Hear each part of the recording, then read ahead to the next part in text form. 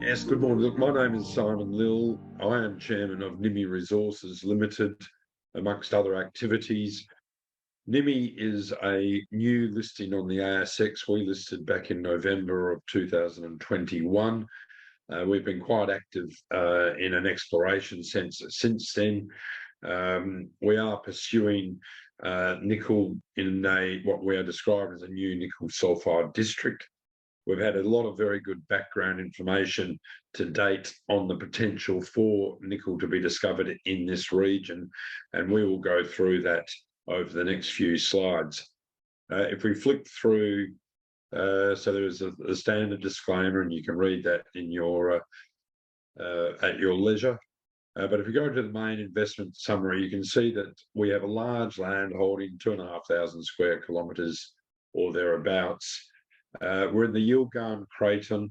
We're calling it the Karoon Hill Belt. You can see it's running fairly parallel to the Kambolda Belt.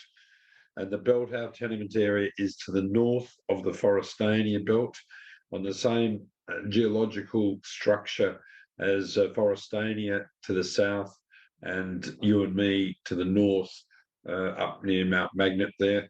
So we have good progeny in that sense. So we're claiming it's the northern extension of the Forrestania Belt, and as you can see, it's some 370 kilometres to the northeast of Perth. Now, the project has been put together by one of my directorial colleagues, Luke Hampson, and he has focused a lot on his original tenement package. So he's identified over 30 targets and 6 zones. The reality is we're going to have a lot more targets because we have added to that package over the last 12 months. I think it was originally about 500 square kilometres, and as you can see now, we're at 2,500 square kilometres.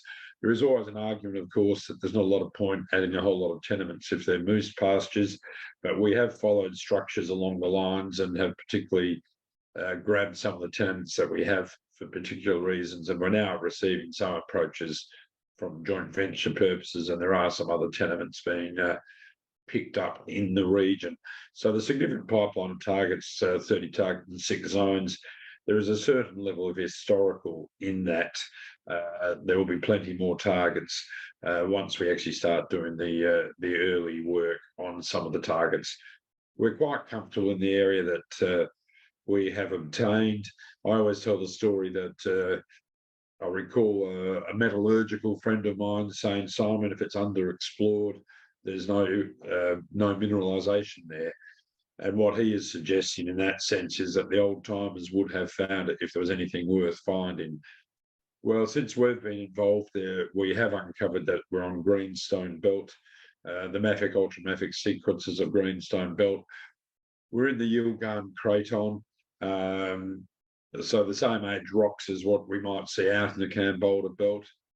We've discovered a gossan, and I'll talk a bit more about gossans in a little while, but there are all the hallmarks of this being a mineralised belt. We just need to find the areas of mineralisation, and I always use the reason that my background, I'm chairman of De Grey Mining.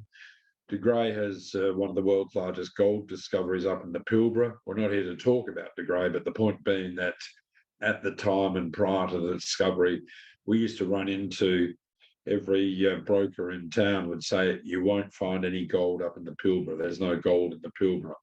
And we have proven that, demonstrably have proven that incorrect. Shortly after our key discovery, Chalice discovered Julimar closer to Perth, in an area that people would not have thought was going to find mineralisation either. And that has been a major discovery.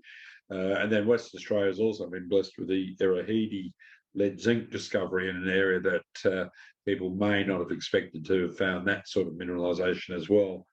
So WA in the last 3 years has had 3 major discoveries in regions where there's been plenty of time for the old timers to pick over them, and plenty of naysayers about them. So we can see no real reason. In fact, we'd be surprised if there was not a discovery of some significance in our project area. I will say we are targeting nickel. That does not mean that we'll come across other commodities. We're saying it's a nickel copper province, but we have seen obviously indications of gold, given that we're south of the UME mine. There is potential for lithium that we've identified on the project. We have in our tenement package, there's a little square to the west which we have picked up, which is appears to be a carbonatite, and the famous carbonatite in Western Australia is Mount World. So potential for rare earths and other metals within that carbonatite once we start looking there as well. So we are looking for nickel, but we'd be surprised if we don't find something else. The types of nickel we are looking for, look, everyone's after the higher grade massive sulfide mineralization. We're looking at it and saying, well, really, there's 3 different types that can work for us. We have the high-grade massive sulfide, which is what most of the market looks for, and rightly so. Grade will be king. It's a bit harder to find, and of course, it often happens at depth as well. So we're looking for that, and this slide 2 on my presentation here is showing that we've recently drilled into a gossan that we discovered when we were actually preparing a sump for another drilling program. And gossans are synonymous with nickel discoveries, actually, that the original Cambolda nickel discovery of the Poseidon boom wasn't discovered by gossan, but once they had discovered the nickel and looking around, they found that there were a lot of gossans in the region. Similarly, Forestania was discovered by finding gossans as well.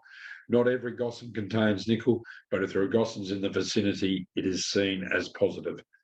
What we've seen here is the gossan that we drilled, and we've only recently reported these results, does show elevated nickel results from the results that we have previously been reporting. Now, I'm not pretending that the 0.48% itself of nickel that was in that gossan was only 1 metre.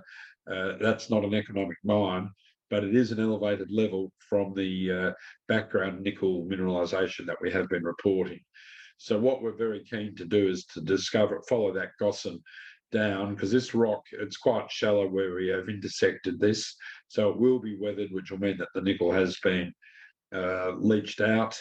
But it is showing that we're carrying nickel, copper, cobalt in this gossan. Beyond the gossan, and you can see the results there, 6 metres at 0.31%, 4 metres at 0.3%. Beyond the gossan, we get back into the mafic, ultramafic sequences, and we have a further 226 metres at 0.16% nickel. Now, we don't get excited about 0.16%, we understand that, but it does show that we have, and consistently we have shown this sort of size, intersection, and mineralisation across the various zones that we have been drilling. Large, lower grade nickel intersections, very consistent nickel intersections. Often with these nickel intersections too, we are getting high MgO, which is a very strong indicator of komatiite material. So the 3 types of nickel that we could be chasing, the high-grade massive sulfides, which we hope that as we follow the gossan through, that we'll come across some of that material. The komatiite material is similar to what BHP these days, previously Western Mining, are mining at Mount Keith. Now, they've been mining that for some 40 years or so. I understand the rough average grade there is about 0.6%. So komatiites are sort of a lower grade, wider spread material, and they can be very, very economic, as Mount Keith, Yakabindi have shown in the northeastern goldfields of Western Australia. And then, of course, the lower grade nickel. Now, I don't pretend that 0.16% is likely to be economic, but there is a lot of information coming out of Canada, probably mainly, where they are doing feasibility study work on these sorts of grades of nickel, maybe a little bit higher at 0.2%. And I would make the point that in the gold world, where I have a little bit of experience now, the largest Australian gold mine, which is Boddington, is operating at 0.4 grams per tonne. 30 years ago, you would have looked at anything under perhaps 2 grams per tonne. So look at what the story is that we are exploring a very large nickel sulfide system. We have shown consistently that this area is fertile for nickel sulfides. There's a lot of large intersections. Now, you can see a couple on this slide here. 363 metres at 0.14% nickel, 426%, 4 metres at 0.14% nickel. we've just discussed the economic potential of that. But what it does show is there's a really strong background of fertile nickel sulfides. The secret for us is to find where those nickel sulfides have accumulated, where the concentration of them has increased, and where we can get the higher grades that improve the economics. But these sort of results that you can see at Godley have been very, very consistent across a lot of our drilling programs.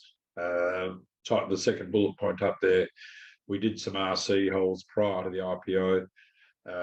We encountered significant mineralisation across 16 of those, similar sorts of depths. I mean, there are RCs, they're not going down as deep as these diamond holes that you can see at Godley, but you're still getting the 200 metres at over 0.1% nickel, with indications on the way through of copper, cobalt, etc. So again, a very, very strong background in nickel sulfides.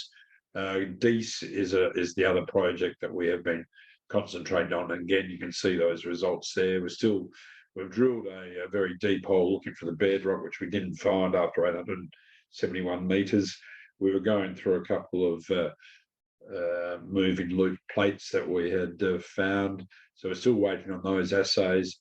But again, look, we're seeing that nickel mineralisation was extensive from 384 metres to end of hole. So there's another, whatever that is, 500 metres of probably similar material to that which we've reported at Godley. So that's still to come, the DEIS the DEIS prospect results there. Moving on to the last slide. Look, the takeaways are we have a large 100% approved tenement package with all heritage agreements in place. A lot of the other exploration peers might be joint ventured or have smaller areas, etc. This is a large area that can be both a positive and a negative. I accept that. But as I say, we are fielding some interest in joint ventures into the area as well, while we focus on zone A, B that you can see in the middle there. We're doing ongoing geophysics across the project, including recently downhole electromagnetic surveys, etc. They're all to be reported. We have shown that we have greenstone belt, that we have komatiites, which is a komatiite flow is a lava flow effectively, which is fertile for nickel sulfides. We've got multiple exploration zones, multiple commodity indications. You can see the carbonatite there that I mentioned earlier in zone F that we've indicated as a little circle there on that square. So we've got some broad scale regional exploration underway that's been undertaken by our key geologist, Fergus Jockle, who's a very experienced exploration geologist. And one of the things I always like saying, whether it's this company or another company, Fergus loves getting his hands dirty. He's not just sitting in the office looking at screens. He loves getting up to site, getting out there and doing the logging of the core, etc., etc. And he's been around the game for a while, and yet he still loves that. So he's a geologist with a love of geology, which is not always the case, actually. So he's very confident, very excited about the gossans that we have, as have been some of the shareholders that we have, who are perhaps a bit more experienced in the nickel world. And the fact that we have gossans is seen as a very, very strong positive for them. So look, it's an underexplored new greenstone belt. The difficulties for the management of that is that we're a junior company as well, but we're aware there's quite a few eyes on us at the moment too, and we are starting to feel as though we're understanding what we have a lot better, and that we'll be able to start targeting our drilling a lot better in the next drill program, which we would hope to commence. Where are we now? October, sometime during November. We still have the problem in the exploration industry in Australia and Western Australia that assay results are still delayed.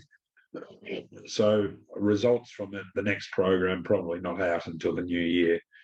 But look, that's about all at the moment with the time that I was given for this presentation. And there are the details at the bottom slide. And if you feel that you wish to contact us and ask any further questions, there's an email address there, and the team will happily look after you. So thank you very much for your time.